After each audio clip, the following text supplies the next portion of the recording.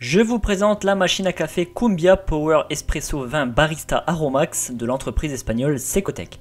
Alors c'est une machine qui devrait intéresser tous les amoureux de café puisqu'elle permet de préparer des expressos et des cappuccinos avec du café fraîchement moulu, mais ce n'est pas tout puisqu'on peut aussi l'utiliser pour préparer des infusions d'été.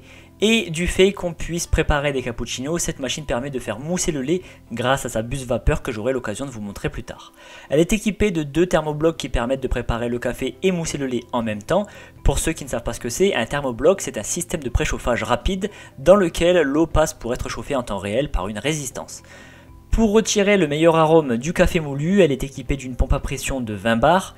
Bon, je ne sais pas ce que vous en pensez, mais personnellement j'aime beaucoup le design de barista, on se croirait dans un vrai café parisien. Allez, je vous montre tous les accessoires reçus dans le carton. Donc on retrouve bien évidemment le manuel d'utilisation pour appréhender au mieux la machine et son fonctionnement. Il est en plusieurs langues dont le français, c'est ce que je vous montre. Il explique comment configurer la machine et exploiter toutes ses capacités. Ensuite, on a le réservoir à grains de café d'une capacité de 250 grammes avec son couvercle qui se ferme facilement et hermétiquement grâce à un joint qui est tout autour pour préserver l'arôme des grains de café. Alors il est assez grand, ça permet de mettre beaucoup de grains et ça évite de devoir le remplir trop souvent. Je continue avec la pièce maîtresse, c'est la poignée porte-filtre qui fait son petit poids, mais moi j'aime bien parce que c'est un gage de qualité. Alors au niveau du manche, elle a un revêtement en PVC noir, la prise en main est plutôt agréable. Sur la partie avant, il y a un tampon qui va servir à amortir le choc quand on tapote pour vider le contenu du filtre, une fois que vous avez fait couler votre café. Et bien évidemment, on a le distributeur de café à deux sorties qui se trouve juste en dessous. Je la reprends bien en main, on sent vraiment que c'est du solide, disons que c'est de très bonne manufacture. Je continue avec le filtre en inox. Alors le premier était déjà fixé au porte-filtre, donc au total il y en a bien deux. Leur profondeur est différente, le filtre est à choisir en fonction du nombre de tasses qu'on souhaite préparer. À l'intérieur de chaque filtre, il y a un marquage de la quantité maximale à ne pas dépasser. Ensuite, je vous montre le porte-poignée à filtre qui se monte directement sur la machine à café et qui permet de fixer la poignée pour récupérer le café moulu. Donc comme vous pouvez le voir, ça se glisse très facilement. Je vous montrerai après de plus près comment ce support s'installe sur la machine. Il y a également une presse en PVC avec un petit disque en inox, donc cette presse elle sert tout simplement à presser le café dans le filtre pour s'assurer d'avoir la quantité nécessaire. Il y a un petit doseur, donc ça toujours utile pour transférer du café moulu. Et pour la propreté, une petite brosse à poil souple pour nettoyer différents éléments de la machine, comme par exemple les filtres, le distributeur d'eau et le broyeur à grains. Et je termine par cette petite pièce dont je n'ai pas trouvé le rôle dans le guide d'utilisation. Elle a deux pics de différentes tailles. Alors je suppose que c'est pour aider à retirer les filtres du porte-filtre qui peuvent parfois être difficiles à enlever. Et ça peut être aussi utilisé pour déboucher les pores du distributeur d'eau qui peuvent être amenés avec le temps à se boucher à cause du café moulu. Bon, à vrai dire, on lui donne l'utilité qu'on veut. Si ça peut vous servir dans le nettoyage de la machine, tant mieux. Allez, je vous montre de plus près comment fixer le support du porte-filtre. Donc c'est très simple, il suffit de le faire coulisser de haut en bas pour le clipser sur son attache. Et voilà. Ensuite, on peut poser le porte-filtre sans problème. Donc je le pose et le retire plusieurs fois pour montrer à quel point c'est facile. Donc il n'y a aucunement besoin de forcer. Pour détacher le support, c'est la même procédure mais dans le sens inverse, il suffit de le déclipser en le coulissant vers le haut. Et c'est fait. Voyons maintenant l'installation du réservoir à grains. Donc il y a en dessous des encoches qu'il faut faire correspondre à celle de la machine. Et une fois que c'est fait, il suffit de pivoter le bac vers soi. On peut ensuite mettre les grains à l'intérieur sans risquer le renversement. Et pour le décrocher, on refait la même à l'envers, rien de bien compliqué. Maintenant, on va se concentrer sur la machine elle-même. Sur la partie supérieure, il y a le connecteur pour fixer le réservoir à grains comme je viens de vous montrer. Le reste, c'est un plateau réchauffe-tasse indiqué avec ce petit dessin. Alors dans quelles conditions on peut être amené à enlever le bac à grains? Eh bien tout simplement pour le nettoyer occasionnellement afin d'augmenter la durabilité de la machine. Une machine bien entretenue, c'est une machine qui dure. Voyons maintenant la partie frontale et son panneau de commande. Donc il y a 4 touches. Je commence par la droite avec la touche de mise sous tension. Donc c'est la touche marche-arrêt. En appuyant dessus, toutes les touches s'éclairent en bleu. Juste à côté, il y a une petite LED qui se met à clignoter rouge si le broyeur à grains est retiré. À côté encore, c'est la touche pour distribuer de l'eau chaude grâce à la buse de distribution d'eau chaude que je vous montrerai après. À droite, c'est le manomètre de pression qui va jusqu'à 20 bars. À côté, le premier bouton de distribution pour une tasse et celui à droite, c'est pour 2 tasses. Il y a les dessins en dessous, donc c'est très facile à comprendre. On passe à ce qui se trouve plus bas avec le plateau égouttoir qui va réceptionner les gouttes d'eau de café qui ne sont pas arrivées dans la tasse. Alors ce plateau égouttoir est constitué d'un bac collecteur et de sa grille. Tous les deux sont amovibles, ce qui s'avère indispensable pour le nettoyage. Je vous montre comment ça se retire et comment ça se remet. Voilà. À droite, on a la buse d'eau chaude 2 en 1 puisqu'elle permet d'obtenir de l'eau chaude pour les infusions. C'est la seconde touche du panneau de commande que je vous ai montré. Donc elle est orientable facilement. Par défaut, je vous recommande toujours de la laisser donc la buse orientée vers le trou de la grille, histoire de ne pas avoir d'eau partout si vous faites une mauvaise manip.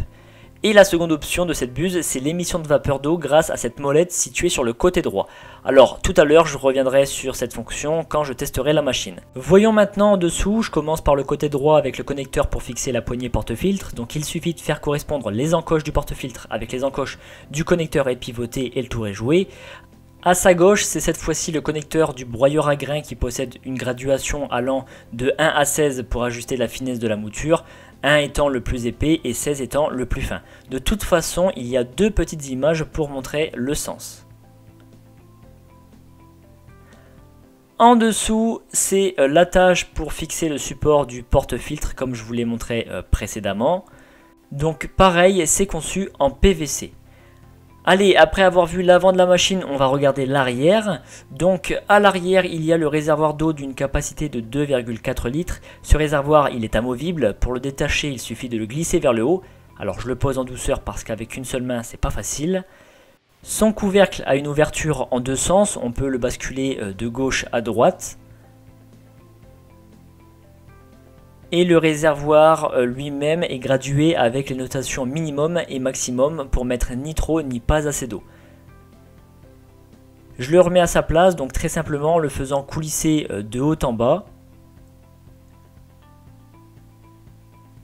Et c'est remis.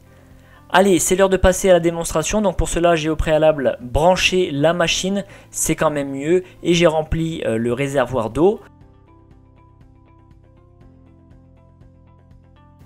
Je mets un verre sous la buse d'eau chaude et je vais mettre donc l'appareil sous tension. Alors on peut voir que toutes les touches ainsi que la molette vapeur clignotent en bleu, donc c'est normal, ça indique que la machine chauffe. Il faut laisser une dizaine de secondes avant de pouvoir l'utiliser. C'est tout simplement pour laisser le temps aux résistances de chauffer.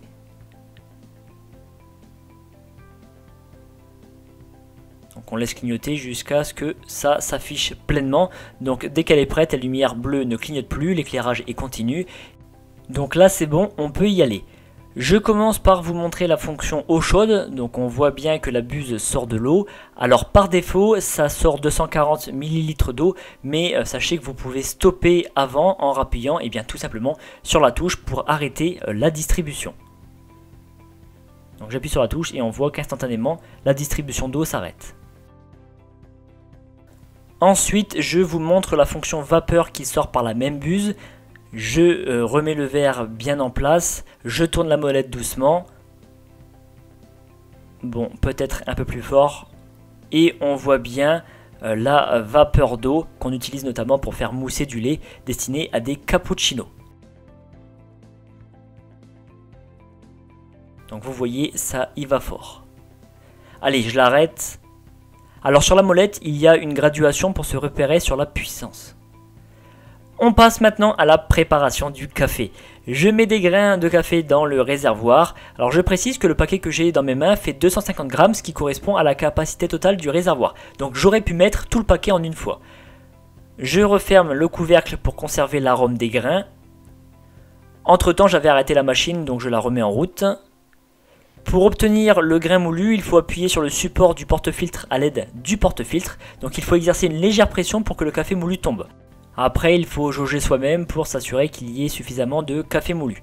Alors je rappelle qu'on peut ajuster la mouture du grain grâce à la graduation du broyeur. Donc si le grain est trop épais ou pas assez, eh bien vous pouvez ajuster ça. Une fois le café récolté, j'utilise la presse pour bien le tasser. et je le mets sur le second connecteur distributeur d'eau. C'est là où la pression va être exercée pour obtenir le café. Je commence par 2 tasses, il faut attendre systématiquement quelques secondes avant de voir les premières gouttes couler, c'est parfaitement normal. On voit sur le manomètre que la pression exercée est de plus en plus forte et le café se met à couler. Belle couleur et surtout bonne odeur. Alors pour vous montrer la couleur du café, j'ai pris un verre transparent, mais il faut prendre une tasse avec une poignée parce que le verre est tellement chaud que c'est presque insaisissable. Histoire de vous montrer, j'ai réitéré l'opération avec une seule tasse. Donc on attend toujours quelques secondes avant que ça coule. Et c'est parti. Je vous montre aussi qu'on peut préparer son café avec une dosette, donc il suffit pour cela de la mettre dans le filtre et hop, directement au connecteur de distribution d'eau. Bon, après, utiliser des dosettes alors qu'on possède une machine broyeur à grains pour déguster un café fraîchement moulu, ça peut paraître contradictoire, mais au moins je vous montre que c'est possible aussi de faire du café comme ça. Je vous laisserai juger la différence de couleur et d'aspect entre le café de grains fraîchement moulu et le café issu de la dosette. Je termine avec un peu de lait pour la fonction vapeur, donc il suffit de mettre la buse dedans et de laisser la vapeur tourner un peu. Donc après vous jaugez avec la molette pour la puissance de la vapeur.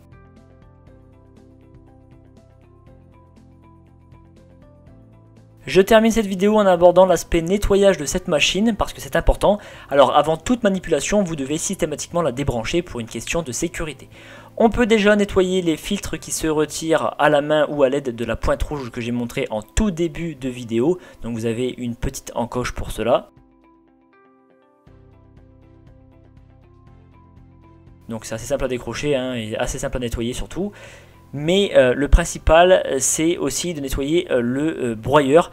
Donc pour cela je vais l'enlever de la machine. Pour y parvenir il faut appuyer sur le bouton rouge et tourner simultanément vers la graduation 12. Et ensuite il va de lui-même se désolidariser. Donc j'appuie sur le bouton rouge, je tourne et hop, ça vient dans mes mains. Une fois récupéré, on peut nettoyer l'intérieur à l'aide de la petite brosse et même le passer sous un petit filet d'eau. Par contre, il faut bien le sécher avant de le remettre. La partie noire en dessous s'enlève également pour accéder plus facilement aux dents crantées. Pour refixer le broyeur, il suffit de le faire pivoter vers la graduation 1 jusqu'à entendre un petit clic qui indique qu'il est bien fixé. Alors accessoirement, vous pouvez aussi nettoyer occasionnellement le connecteur distributeur d'eau et on n'oublie pas régulièrement de nettoyer le bac collecteur dont toutes les parties sont amovibles. Personnellement, je suis quelqu'un de très soigneux et une machine entretenue, c'est une machine qui dure. Et bien pour conclure, je dirais que j'ai un bon avis à propos de cette machine. J'ai eu l'occasion d'en avoir d'autres par le passé et celle-ci a quand même de sacrés atouts. Tout d'abord les 2 thermoblocs pour chauffer l'eau rapidement, les nombreuses possibilités de mouture de grains de café. C'est une machine qui est suffisamment lourde pour avoir une bonne stabilité, surtout quand on fixe ou qu'on retire la poignée porte-filtre. Elle a une excellente conception, elle est en acier inoxydable, ce qui a l'avantage d'être très solide et facile à nettoyer.